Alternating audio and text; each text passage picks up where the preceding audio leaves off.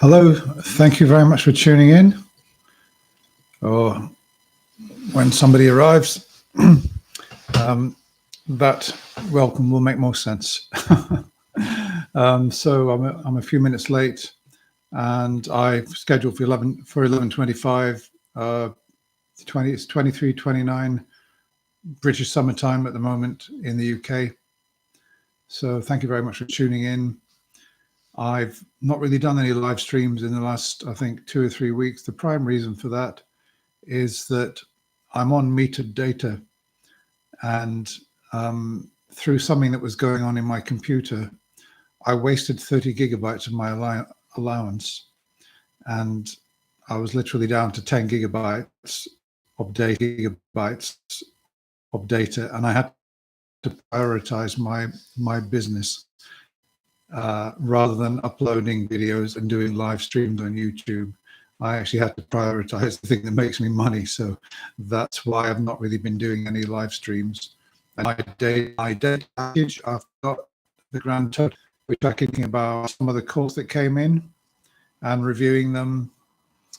And I've really just made some notes about each call, what they were about. And I can remember more or less how Matt and Promise or Eve was framed. I'm not sure what. I think she's going by a different name now. I'm not too sure. I sort of lost track of what name she was using. So I'm going to be reviewing their responses, I suppose, as far as I can understand them, as far as I can remember them, because obviously I can't make notes about everything. So also, we've obviously got the biggest week in the Christian calendar is approaching, or we had so-called Palm Sunday, which has just gone past. We've got Good Friday coming up, and then of course we've got Easter Sunday. So I'll probably be saying a few things about that, because I've been to a church recently on Palm Sunday and listened to what the minister had got to say about the Passion, about Easter, the meaning and everything, and all the stories connected with it. What else? Okay, well, now let me see. Quite a few good calls, actually. So yeah, in no particular order. So Jay called in. He was sort of switching the burden of proof. We must not put an obligation on ourselves or anybody else to explain something in order to believe in something which we want. So, for example, we find that with Christians, they will say, well, how do you explain this? Why is there something rather than nothing? Where did the universe come from? Where did life come from? How is it that we can appreciate beauty? They put all these obligations for explanations onto, for example, atheists. And atheists will sort of stumble around a bit and say, well, science is trying to work it out. We haven't got there yet. Yes, it is mysterious. No, I can't explain it. And then a Christian will say, well, yeah, you can't explain it exactly. That's why I'm a Christian. And it's the same with the supernatural. Somebody will say, well, how do you explain this? How do you explain this coincidence, this amazing coincidence, which is like, 10 million to 1 against, or some huge odds? How can you explain this occurrence? How can you explain this, this ball of energy that suddenly appeared in my room and 3 people saw it? It whizzed around the room and then it disappeared. You can't explain that, can you? And say, well, no. Say, well, yeah, well, obviously then the supernatural is real. There are these strange things which happen in the world where we interface with the supernatural. Or there's a God. There's a God because, I was an atheist. I prayed to get better and I got better. So there's a God. How else could I have been cured? What's your explanation for that? Yeah. So, it's like a sort of supernatural of the gaps, isn't it? So because atheists can't explain why something happened, somebody who is predisposed to believing in mystical things and the supernatural is going to say, well, that's why I believe, because you can't come up with an explanation. Yeah, I've heard it many, many times. I mean, we hear it week in, week out. You atheists can't explain this. You can't explain that. You don't know where life came from. You can't demonstrate that life can come from non-life. You can't explain how life arrived, how we got the first self-replicating cell. You can't explain where the universe came from, why the Big Bang started, why the universe began. You can't account for infinite regression. You can't do this. You can't do that. Therefore, there must be a God. I'm going to be justified in my belief in God because you atheists, you can't answer my questions. Okay.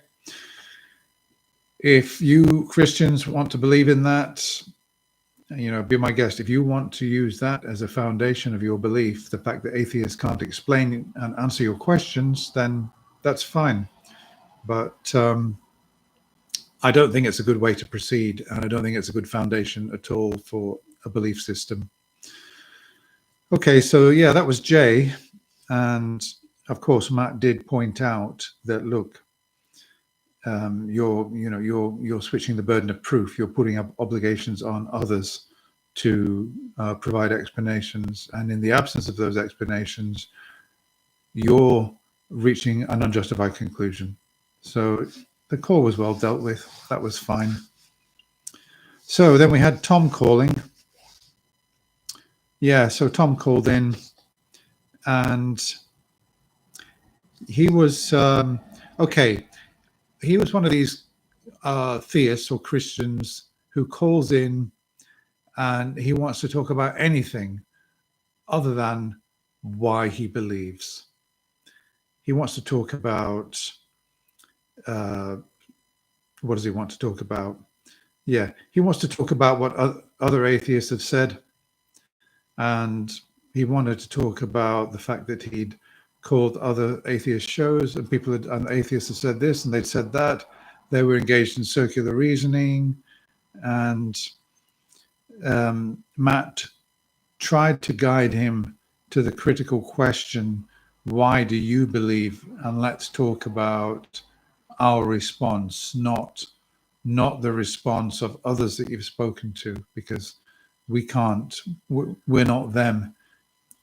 Let's not talk about conversations that you've had with atheists. We're atheists, we're here now.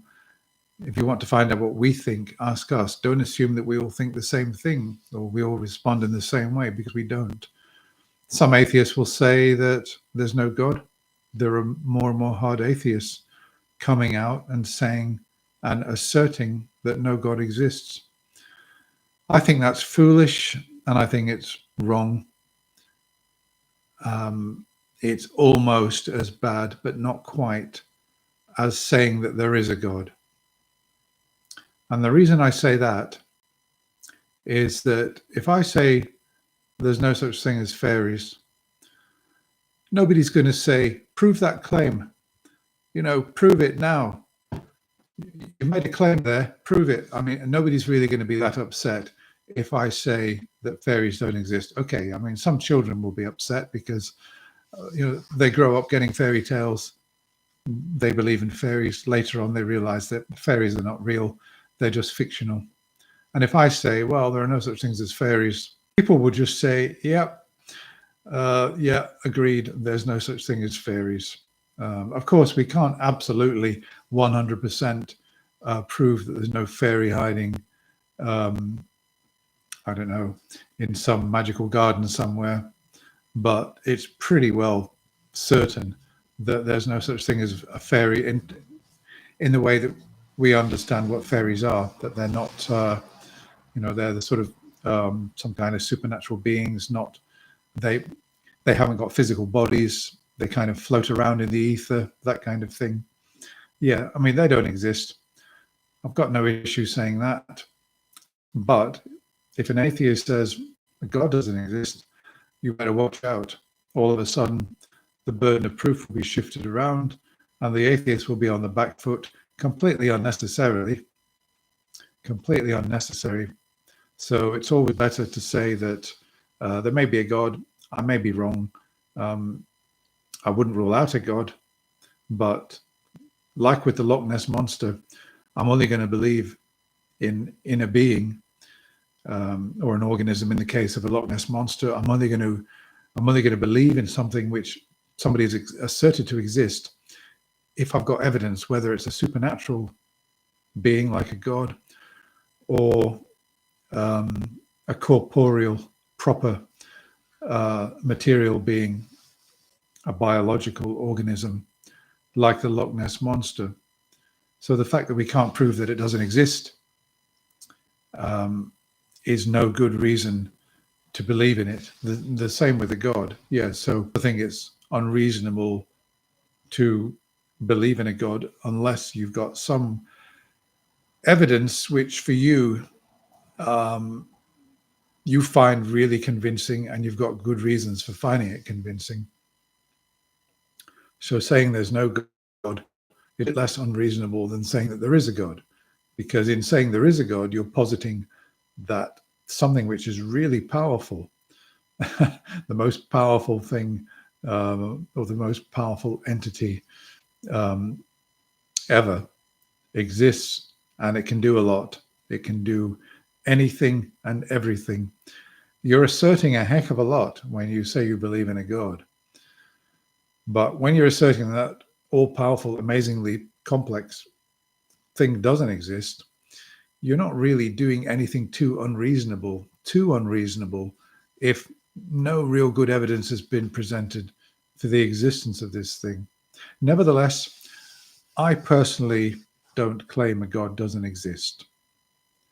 So my position is I just don't believe that a God does exist, but I'm open to persuasion. Yeah, so with Tom, yeah, so he accused atheists of circular reasoning. He didn't really explain why that was.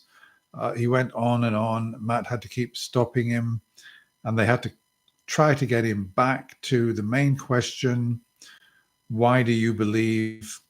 And he went off on more excuses, and then eventually he got down to his definition of God, which it was a three-part definition, but the bit that stood out was that, there was nothing too new about this definition, but he said that the God is personal and universal, and that the reason that he believes that the God exists is because if a God is personal and universal, it's like a paradox. And in order for this paradox to be real, the supernatural has got to be real. So that's what his reason was for this. Matt pointed out to him that a paradox does not necessarily necessitate the existence of the supernatural. There can be lots of paradoxes without there being a supernatural. So it was no strong argument. Now, when Matt said that, Tom suddenly said, well, thanks for taking my call. I'll be back to you another time. And he just put the phone down and he ran away. So look, he spent 15 minutes prevaricating and talking about all sorts of irrelevant things and avoiding the main question, which he was asked several times: why do you believe? And he came to this reason for his belief. And then when the floor was highlighted by Matt, he just ran away and disappeared. And he was very arrogant, and he was full of himself as well. And he was one of these theists who said, I'm going to give you my three-part definition of God, and I don't want to be interrupted. Now, that's like waving a red rag to a bull. If you say that to Matt, you can't dictate to people who run call-in shows whether they're going to interrupt or not. And Matt quite rightly told him, no, if we've got an issue with what you say early on, we'll have to stop you because we might forget if we go to the end. Fortunately, the definition that he read out was not too sort of controversial, so there was no need to stop him. But at the very first step, he was wrong with his assumption that if you've got the paradox, it means there must be a supernatural. Of course, the paradox is only theoretical, isn't it? It's a hypothetical paradox. It's a conceptual paradox. It's not even a real paradox. If you've got a conceptual paradox, then at best you've got a conceptual supernatural. You haven't got an actual supernatural, just a conceptual one. So that was Tom. Yeah, he was very arrogant, and but he just didn't present anything at all of any substance. Just a very, very poor reason. And I'm hoping that he'll go away and realize that his reason for, if he's basing his Christianity on this so-called paradox, and Matt has just debunked it in one sentence, what's he going to do now? Is he going to dig his heels in and say, well, no, Matt was wrong. You know, if this paradox does mean there's a supernatural, Matt just couldn't grasp it. That's all. Yeah, he probably will do something like that. And he'll double down rather than saying, well, okay, maybe this isn't the reason I believe. Maybe I've got another reason for believing. And I highly doubt whether there are people around that believe, because this is a ontological proof, isn't it? About proving that the existence of God through God's nature. It sort of assumes that there is a God. You're sort of he's defining God into existence. That's what he's doing. It's the ontological proof. Yeah, so I wish people would call in and say why they really believe. And if it's because, they went to a service as an atheist and they stood there and they sang Amazing Grace and they felt tingling up and down their spine, and they realized that Jesus is real, fine, say that. I mean, why not say that? And they felt the brotherhood and sisterhood of all the Christians around them, and they just realized that Christianity was true. Why not say that? Why come on with this nonsense about the paradox of a personal and universal God? Convince me that there must be a supernatural realm and that God must be supreme in it. I really doubt whether people believe because of these philosophical arguments. However, I could be wrong. I'm not asserting that nobody believes because of a philosophical argument, but I think that most people probably believe for other reasons. Right. Okay. I'll just stop for a moment before I go on to the next call. Thank you very much for those of you who are here at the moment. Most people who see this video actually watch it on my channel after I've broadcast it, maybe the next day. So there aren't too many of you at the moment watching. But anyway, so let's see, Mike Wagner.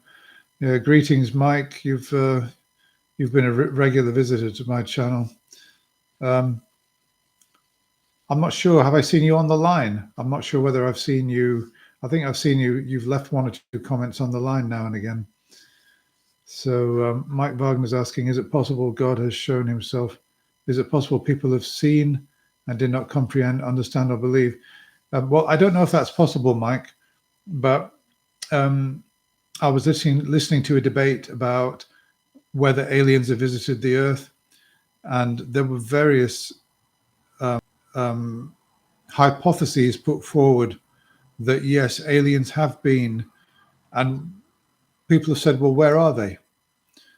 And the answer to that, a very clever answer, is that one of the scientists said, well, they might be here, but we're too stupid. I mean, we haven't got the ability to recognize them, that they're here, but we either haven't got the faculties to recognize them, or we haven't figured out that certain things which are around are aliens. And maybe we just think that we're not seeing them, or we just think that they're part of our natural surroundings. So yeah, I mean, is it possible that there's a God and that God has appeared in my life, but I haven't recognized the signs?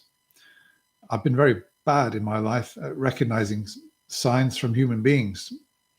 So it's not inconceivable that a God may have presented himself to me and that I've been too stupid to recognize it. Yeah, that's possible. But hey, I mean, what can I do?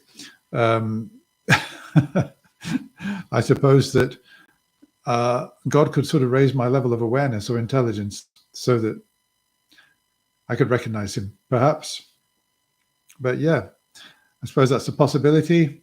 And all those Christians out there who claim they've seen God could be telling the truth, or at least it may well be that they perceive something which is indeed God. There may be others that have perceived something which isn't God. This is a really, really difficult question, because we can't really verify the nature of people's experiences. That's the whole problem. People say, well, I've had a personal experience. It was overwhelming. I felt this amazing bolt of energy. I said a prayer to Jesus, and I just felt my body aglow with this incredible energy. Now, there's no way for me to verify that. There may be some naturalistic explanation. Maybe the act of, better say this word right, prostrating yourself or submitting yourself to what you think is a higher power, albeit it may not exist. Maybe the very act of that triggers something in you, and makes you feel in a particular way, very sort of humble, full of humility. Makes you feel very sort of small but special in the universe. And that kind of feeling might lead to the belief that a God really does exist, when it might just be a completely naturalistic thing. I mean, look, I've been sort of humbled by music that I've heard. I've been humbled, but I've never concluded from the feelings that I've had. I mean, I've even been humbled listening to sacred Christian music, but I've never let that lead me to the belief that Christianity is true. I just felt that, well, people have been inspired to compose beautiful music based on this religious belief. I mean, it would be like, let's say Kate Bush wrote the amazing song Wuthering Heights in the 70s. It's a beautiful, amazing, unique, original song. Does Kathy exist? Did she ever exist? No. Does Heathcliff exist? Did he ever exist? No. These were just invented characters by Emily Bronte. And yet, listening to Kate Bush singing Wuthering Heights, she was inspired to write that beautiful music. So, personal experiences. I don't know what kind of personal experience could actually convince me that there's a God. I suppose that it would have to be something like, I'm asleep one night, I'm woken up, and Jesus is sitting there on my bed. And he has a conversation with me, and he tells me things which only I know and nobody else could possibly know. Like, hey, when you were 21, do you remember what you did? Do you remember that incident? And you thought nobody was watching, but I was watching. And you never atoned for that, did you? Now, I would find that really impressive. I would say, hey, wait a minute. Are you really Jesus? Because nobody else knows that. Nobody else but me could possibly know that, because nobody was watching. And only I know that, and I've kept it to myself all these years. And yet you know it.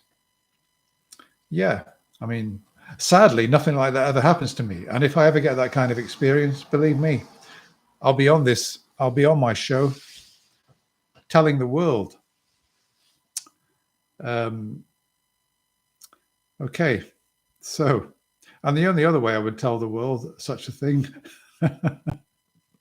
is if somebody offers me $10 million to pretend. So, hey, if there's any billionaires out there, any Christian billionaires, give me a call. My door is always open. I'm prepared I'm prepared to convert to any religion for $10 million and make a big deal out of it on my show. Actually, for less than 10 million, I'll do it for $1 million. Unfortunately for me, nobody's really interested in me converting. I think that maybe Matt, somebody would be prepared to offer $100,000 for him to convert. Maybe one of the big Christian organizations. Now, for Richard Dawkins, now we're talking. I think that for Richard Dawkins, I'm sure there are some big Christian organizations out there that would pay big money for him to appear and turn his back on atheism and embrace Christianity. Yeah, that would really be quite something. And of course, they would justify it and say, yeah, okay, we know that it's dishonest, but the important thing is to save souls. And if buying off Richard Dawkins with $10 million, if that's what it's going to take to save even one soul, then it's money worth spent. God would justify that. Yeah, so that's how it would be justified. And I can see the rationale in that. All right, yeah, so Tom ran away. Tom ran away. The heat was too high in the kitchen, and he just got out while he could. I found him an irritating nuisance, to be frank, very dishonest. He had no interest at all in talking about why he believes in God, no interest whatsoever. And he just came on to badmouth atheists and say, which a lot of Christians have said, that, well, they realize, for example, Richard Dawkins is wrong about this, Richard Dawkins is wrong about that, Sam Harris is wrong about this and that. So I'm going to be a Christian. Yeah, I've actually heard that said. It was one of Justin Brierly's people. He said that he turned his back on atheism when he realized that Richard Dawkins was wrong about X, Y, Z, and he embraced Christianity. One of the worst reasons you can have for embracing a religion. Just because somebody else is wrong about something does not make a religion true. Okay. Now then, let's just move on to the next call. What else did we have? Oh yeah, well, the last call, although I'm doing other calls, this is just how it's appearing on my notes. So Mila, this is another really frustrating person. Such an unnecessary call this was. Somebody who just needs a lesson in definitions and maybe a sort of idiot's course in epistemology. So her question, is evidence necessary to justify holding beliefs? And Matt, of course, said, well, yeah, I mean, obviously, evidence is necessary. If you're claiming that your beliefs are true, if you're claiming that a proposition is true, then you need to have evidence. Evidence isn't necessary to hold beliefs because people hold beliefs all the time without any evidence. So in that sense, there's another way of looking at it. But all the time throughout her whole idiotic call, I started to realize, and others in chat started realizing, that she was getting belief confused with faith. Because obviously with faith, you hold a position really with insufficient evidence. For me, that's the kind of difference between belief and faith, in a way. Now, with belief is accepting that a statement or proposition is true. Yeah. Now, you could accept a proposition is true and be unjustified in that belief. So you would not have the evidence, and your belief, you would have unjustified belief. Whether it's true or false is another thing, but you would have unjustified belief. You would have justified belief if you had sufficient evidence to support it. But it seemed that with Mila, she kept coming back to this thing that, belief. She seemed to think that beliefs are something that you hold when you haven't got sufficient evidence. when you haven't got evidence. I think she was confusing it with faith, and that she wanted to know. She wants knowledge. Beliefs are not that important. And she wants knowledge. And for that reason, she won't call herself an atheist. She'll call herself an agnostic. Now, usually when people say to me, oh, I'm not an atheist, I'm an agnostic, I say, well, I'm an agnostic atheist. And they sort of look confused because they've not really thought about what these terms mean. And I think Matt obviously explained it well enough. And he also highlighted that a lot of people say they're agnostics because they want to distance themselves from the stigma, I suppose. Because, the word atheist has got a sort of bad ring to it. Even Richard Dawkins said that. I think it was his mother or somebody said to him when he said, oh, I don't believe in God. She said, well, don't believe in God, but why be an atheist? It's like it's this sort of dirty word that people try to shy away from. I've met many people in the last year say, oh, I'm an agnostic. There's a guy in the photography club that I go to, and we kind of touched on religion a little bit, not too much. I don't like to sort of get too much into talking about religion, but I think that he made some comment about religion, and then I said, oh yeah, that's true. And I said, there's probably no such thing as something. I can't remember what it was exactly. And he just says, well, that's why I'm an agnostic. Now, I could have really got into that with him and said, what do you mean by agnostic? Do you believe in God or not? And then he would say, well, I'm on the fence about it. But I didn't want to get into that conversation. So people try to distance people who don't believe in God. They want to distance themselves from this term atheism. And they often do it with the agnostic label. And it's exactly what she did. So there were several people in chat saying they were getting frustrated with her. That call went on way too long, in my opinion. And both the hosts looked very sort of frustrated. It's like, I don't really know what her problem was. It was sort of it was a completely unnecessary call. I think that what she needs to do is, she was asking Matt questions about propositional logic. She didn't seem to know what a syllogism was. And Matt gave her a quick, gave her an example. All men are mortal. Socrates is a man. Therefore, Socrates is mortal. He demonstrated what a syllogism is to her and what propositional logic actually is. She seemed to sort of get it, but I think that she needs to sit down with a book on epistemology and logic and the difference between belief and knowledge, justified true belief, and all these different sort of concepts before really calling back. But I would like to have seen them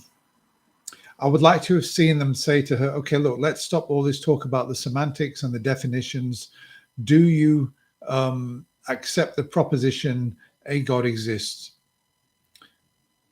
I would like to have seen them go down that road. She seemed to talk about reincarnation once or twice. She said that at least a couple of times. I would like to have seen them say, okay, you've mentioned reincarnation. What are your reasons for believing that reincarnation is true? Now, this was about 10 minutes in, and the call went on for 25 minutes. I think they could have steered it away from all the semantics and definitions and confusions and misunderstandings. And they could have talked about reincarnation. What are your reasons? Well, there's a book. I bought it on Amazon, and all the cases are there, people remembering past lives. It's all proven, it's all confirmed. And, reincarnation for me is as much a fact as it could be. I'm not saying that's what she would have said, but maybe it's what she could have said, because I've heard people saying that on the internet, and I've gone and looked up these books, and there are dozens of books on reincarnation, past lives, astral projection, the afterlife. It's one of the biggest selling subjects in sort of books. I should get into it myself, really. I should stop doing this atheism stuff. Um, I should really, I should really join the bandwagon and write a book on on past lives, or the afterlife, or something like that, and maybe pretend that I came back from the dead and describe heaven in all its detail, and write a book on it and get it published on Amazon and become a bestseller that way. Because this atheism business just doesn't bring much. This real reality doesn't sell. Nobody wants to hear that. Well, there's probably no afterlife. There's no evidence for it, and nobody's going to buy that message. People want to believe that that people want hope, and in a sense, atheists don't offer any hope. And yeah, I don't offer any hope, and I mean, I've got what I consider to be optimism in my life. I don't know whether I've got hope. I suppose I've got hopes about certain things, but religious people, and Christians in particular, have got this sort of abstract hope. I see churches around here with big banners saying Jesus offers hope. Hope for what? Nobody will tell me. So frustrating. Okay, but yeah, well, I think it's one of the reasons that religions are still holding up fairly well. That atheism just does not sell anything that is really attractive. There's nothing really that attractive in what atheism has got to offer. So consequently, we're competing with people who are saying that there's an afterlife, you're going to live forever. We've got a moral rule book that was written by a God, so it's objective. And as long as you live your life by these rules, you'll be fine. We've got a very loving community. We've got the Christian Brotherhood. You can join us. We'll welcome you with open arms, and we'll support you. We'll give you all the Christian love that we can. You've got the belief that the most powerful entity in existence, you've got a hotline to that entity through prayer, and your prayers will be heard and listened to, and you'll be protected by this entity. You will have an advantage over others who don't believe. So yeah, you've got all these sweet selling points that religion is offering. And I mean, what's atheism got to offer? What has atheism actually got to offer? Except for not holding unjustified beliefs about the supernatural. There's nothing else really, except for not believing in unproven gods. There's nothing else that atheism has really got to offer, I'm afraid. So I really need to sell a better product, because I mean, for most people, atheism is just not that attractive. Okay, let's have a look. And I hope you realize I'm being a bit tongue-in-cheek here. I mean, obviously,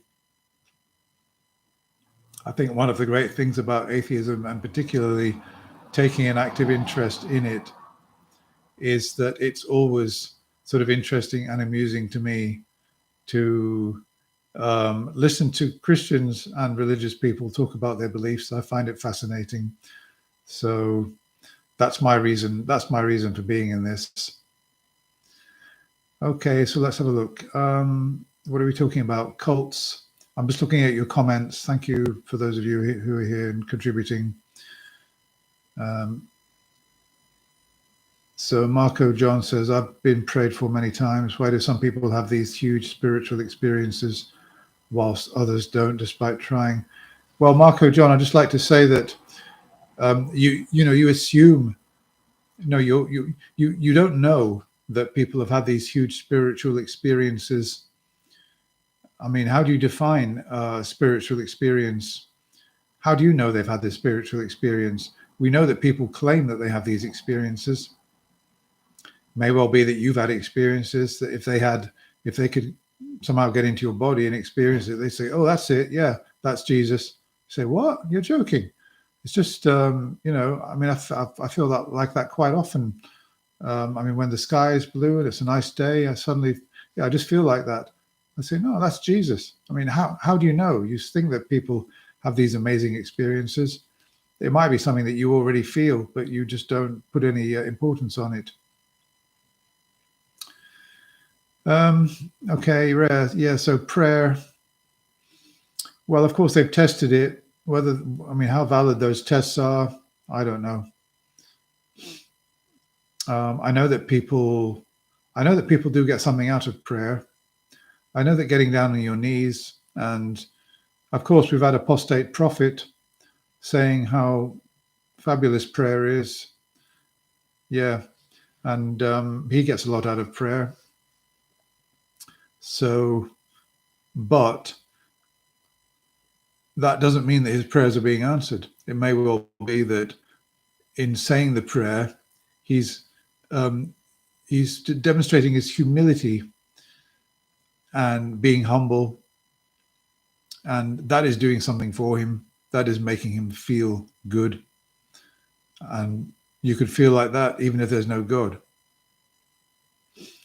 That's probably why 1 billion or so Muslims get down, face Mecca once or twice a day, get down on their hands and knees and put their forehead on the floor and submit themselves to the will of Allah, because it probably makes them feel good. Yeah, I mean, why not? But it doesn't mean that there's a God. I mean, I could do that, and I mean, I could pretend that Gandalf from Lord of the Rings is real. I could worship Gandalf and do that and get down, put my forehead and on the ground and say a prayer to the rings, and I would quite possibly get the same sensation if I could convince myself that Gandalf was, some amazing wizard god or something. All right, let's have a look. Marco John says, I believe that a community in any church or AA room could be oxytocin, a bond, biological reaction. Yep. Well, I've been attending church because, of course, my partner is a Christian, and I can't deny that there have been times, not in prayer. No, not in prayer. Prayer never moves me. The Lord's Prayer and all the other intercessory prayers that are said in that church, I'm not moved at all. I think, but I mean, some of the hymns, some of the better hymns. I mean, there's some absolutely awful hymns, but some of the better hymns that I feel like I've got a childhood connection with are actually very, very good. And some of the words are quite sort of moving. And I've felt something, but I never connected that with there being a real, actual God. Okay, let's see, where are we? All right, let me just get on with some of these calls. Let's see. Sorry. Oh yeah, Austin called in. Said, what's the difference between a cult and a religion? Good question, actually. Matt seemed to be saying that cults typically exert more control over the people who are in them than a sort of traditional religion, but big religions tend to consider small offshoots of their religion as cults. So I don't know. I suppose that Catholicism would possibly at first see Protestantism as a cult, but maybe no longer because of the size of it and the sort of structure of it. But maybe Jehovah's Witnesses, Catholicism might consider Jehovah's Witnesses to be a cult. They might even consider Mormons to be a cult as well. In fact, they probably would. So yeah, there are two ways of looking at it. A cult, by the nature of it, a lot of control, usually, but not always. This is me talking now. Headed by a very charismatic leader. So, like with the Branch Davidians, we had David Koresh. We had Jones. What was his name? From Jonestown. He was charismatic. Well, Billy Graham, there's another one. So yeah, charismatic leaders typically at the head of a cult. And when the leader dies, quite often the cult dies as well. So the Branch Davidians, when David Koresh burned, his sort of cult just vanished as well. Of course, they virtually all died, didn't they? But there was no more left of his cult or his religion. The same with Jonestown. After they'd taken the Kool-Aid, and they were all dead, only a handful survived. That cult died as well. Whereas with Catholicism and Protestantism, it's not dependent on one person. Right. What else did he say? Oh, yeah, he had, unbelievable. He started talking about this, what is it? Dialetheism. This idea that something can be both true and false at the same time. Something can be P and not P at the same time. Something that Matt said he had no interest in. It was contradicts classical logic, and he wasn't interested in. That's not something that he was interested in talking about. So, yeah, the guy moved on. There's going to be no traction in bringing up something like that. Right. Oh yeah, Richard phoned in to say, what do you say when someone dies to a child? How do you explain death to a child? Like if grandma dies, what do you say to a 6-year-old? What do you say? Grandma's in heaven? Well, I think I agreed with what Matt said in terms of what you tell children, that the person's body and all the organs in it no longer work, and the person has died. They no longer exist, but they exist as a memory, and we should remember with love, the people that we've had in our lives, and just tell them the basic fact. Yeah, I think children will be okay with that on the whole. I mean, we've all seen Pet Sematary, haven't we? One of the stupidest films. The idea that it would be a good thing if a child's pet rabbit died or whatever it was, that you could, because the child's not quite ready to accept the death of the rabbit, you could bring it back to life.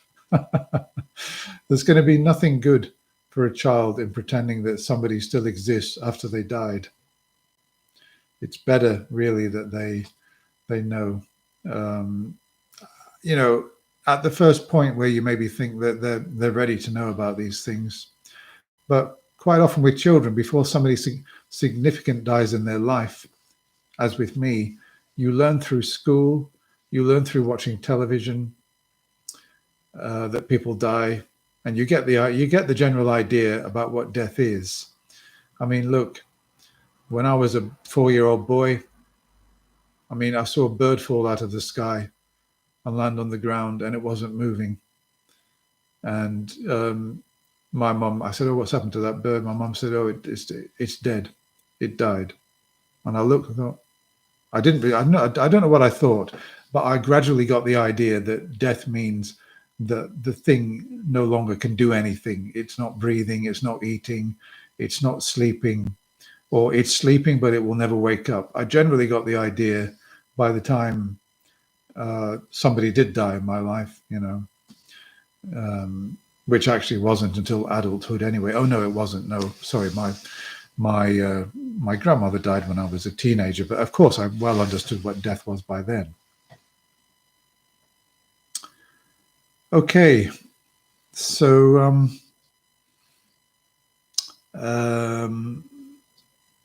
okay, so that's about it, really. Just one last thing to say.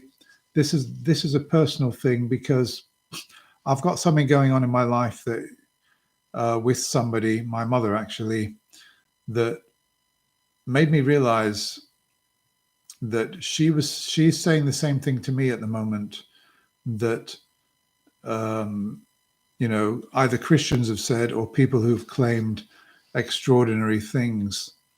Yeah, now, okay, I mean, my mother's 81, and she believes things which are not true, not religious things. She was religious at one time, but she gave up on her religion. I mean, actually, in view of what's happened, maybe she shouldn't have done. Maybe the delusion of religion is actually better than other delusions, because the delusions that she's got, and a lot of old people have got this, is one of paranoia. So she believes that she's being victimized. She believes that people are out to get her, that she's being attacked, that she's being followed, all these things. And I'm sure that whoever's watching this now maybe knows an old person like this. Now, for quite a while now, I've been kind of humoring her with a lot of her claims. I've been humoring her. The problem is, in humoring her, I've been sort of validating her delusions. So I've tried to retreat from that. And if she tells me about something, I won't commit myself in terms of validating what she's saying. I'll be sort of neutral about it. But I realized recently that this strategy of mine is probably the wrong thing to do, mainly because it's becoming a active problem for her. If you think that people are victimizing you, if you think you're being followed, if you think you're being attacked, what might you do? Yeah, you might report it to the police. Now, that spells trouble, particularly if what you're doing, what you're reporting, is a delusion and it's not true. So just recently, I decided to say, look, Mum, I really don't think that anybody's following you. I don't think that you're being attacked like you think you are. And she said to me, why would I make all of this up? Now, that's what a lot of Christians say about, well, for example, the evangelists. Why would they make it up? Or, Paul on the road to Damascus. Why would he make it up? Or the martyrs. Why would they go to their deaths, unless all that really happened? Or somebody telling me about a supernatural claim, maybe, I saw a ghost. He saw a ghost. The night his father died, 100 miles away, he saw his ghost. Why would he make that up? Yeah. Okay. This is what people say. And my own mother said it to me when I implied her delusion. Why would I make this up? Well, I knew exactly how to reply because of all the responses that I've had to make on my channel. And I've heard Matt as well. Why would they lie? Matt says, well, I didn't say they're lying. Yeah, I didn't say they're lying. I didn't say they made it up. I've just got no reason to believe their claim. I'm not saying they're lying. They might be mistaken. There might be another reason why they're saying these things. So I knew exactly what to say to my mum. I said, Mum, I'm not saying you're making it up. I think that you really believe that these things are happening, but I just think you're mistaken. I think there's another reason behind this. I don't think that you're being victimized. I don't think you're being followed. I know you believe that, but I think you're mistaken. That's all. And it kind of worked in the sense that um, she didn't respond as badly as I thought she would have done. I think she's disappointed that I don't believe her claims, but it was good to be honest with her and say, no, I don't believe your claims. But that doesn't mean I think you're lying. It doesn't mean I think you're making it up. I just think you're mistaken. People can make mistakes. Okay, so yeah, that was just really interesting because, of course, look, I'm not claiming that people who believe in religions are deluded. Okay, that's one problem I've got with Richard Dawkins' book, The God Delusion, because in saying that people are deluded, what you're claiming is that the God doesn't exist. In order to know that somebody's deluded, you would have to have evidence that it was actually a delusion. In other words, their belief in something. And in my mother's case, her belief that she's being followed every time she goes out in her car, you would have to prove, in order to say, yeah, it's definitely a delusion, you would have to prove that people are not following her and she's not being followed. Or in the case of religion, you would have to prove that God doesn't exist. Okay, he believes in God. You say it's a delusion. It means you're saying that God doesn't exist. So, yeah, I don't say that these are delusions that people have got. That's kind of insulting. And I think that it puts a burden of proof on you to prove that it's a delusion. You don't have to say that. You just have to say, well, I don't accept that your claim is true, but I'm not saying it's untrue. I'd need more evidence to believe that your claim is true. Yeah, so it's as simple as that. Okay, I think that's about it. I've been on for nearly an hour. Goodness knows how much data I've swallowed. Because these live streams, they do actually take a lot of data. So thank you very much for watching. And I'll be back with another video, I don't know, in a couple of days probably. And hopefully maybe do a live stream next week, next Monday like I normally do. So good night to everybody, and thanks for being with me. Goodbye.